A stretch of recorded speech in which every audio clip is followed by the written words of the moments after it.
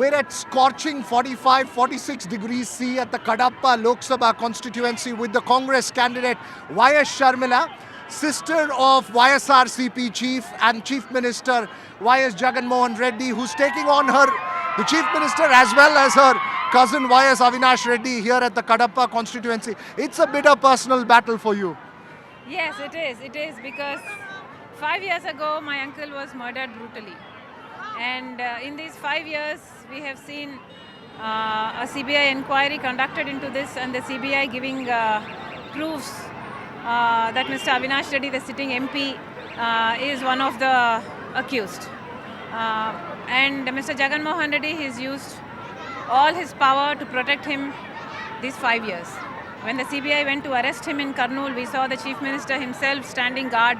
We saw the police, we saw the Gundas, everybody shielding Mr. Avinash Reddy for 3 days. There was a law and order situation, and the CBI had to go back empty-handed. So for 5 years, we saw Mr. Jagan Mohan Reddy protect the accused. And after 5 years, I couldn't bear the thought that the same person be elected again.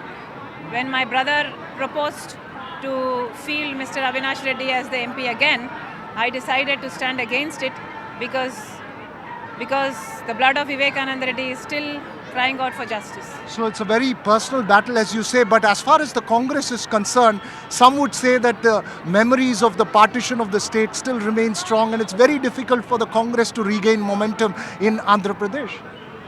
I feel that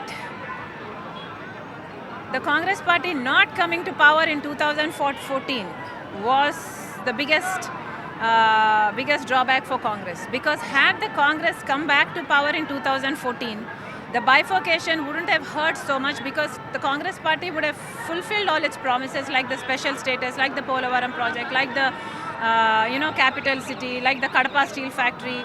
Almost 5 lakh crores of rupees was supposed to be given to the state of Andhra Pradesh in those days. Had that happened, the hurt wouldn't have been so much. But I feel it's been 10 years now, and the people are seeing the void, the emptiness, and I feel that the people are giving a chance to the Congress. They are thinking about Congress. Because they've seen they've seen how depthless the BJP party is, and they've also seen that Chandrababu Naidu and Mr. Jagan Mohan Reddy are hand in glove with the same BJP party that is once and again cheated the people of Andhra Pradesh. This has been a family pocketborough since 1989. First your father, then of course your uncle, then your brother, now your cousin. You are fighting your cousin. Would your contesting not just split the opposition vote? Is there something of a personal relationship within the family which is still strong? You are all known for your close loyalties to each other. You were with your brother when he was in jail and you campaigned in 2012.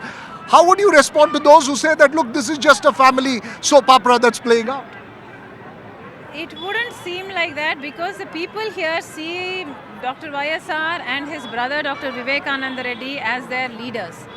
These people have played a vital role in relinquishing the faction politics in the Kadapa region. I have seen my uncle, my father, my grandfather sit in panchayats for long hours. Our house is witness to that. These people are witness to that. They have tried their best to not only eradicate factionism, but also made sure that these people thrive. This is actually a drought-hit area.